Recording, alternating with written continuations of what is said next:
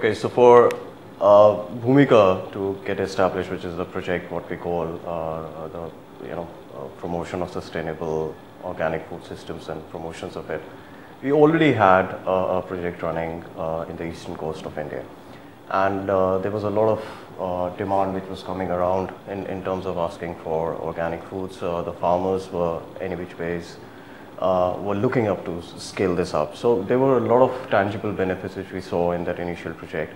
That was not funded by EU, but that was a different project. And we decided that it probably is the right time for us to replicate and scale up these initiatives across different other states as well.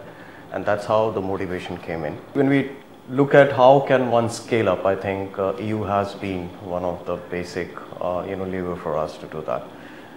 Without EU support, we wouldn't have even thought of scaling it up, right? Because of the kind of work which we are doing at the grassroots in terms of reaching out to farmers across the state, working within the clusters, that couldn't have been possible without the kind of leverage which we have when we work closely with EU.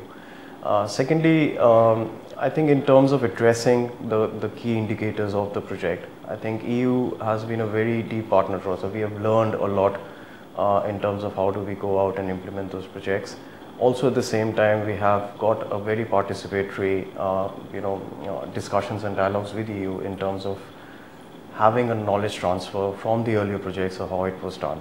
And those replicable best practices and the sharing of knowledge has also helped us in terms of structuring the project in a particular framework.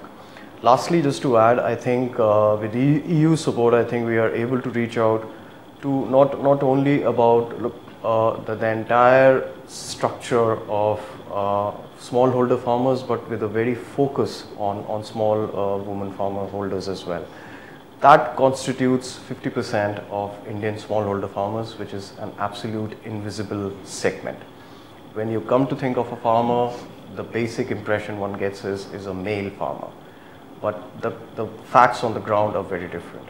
The second part is you are able to reach out to the marginalized community as well, people who have not been mainstreamed even in the agrarian economy as well.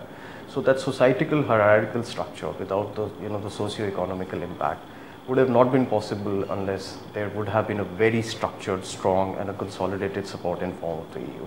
The project is leveraging a lot on those strengths, and also at the same time will be in a situation to reaching out to the indicators for what we have decided for ourselves.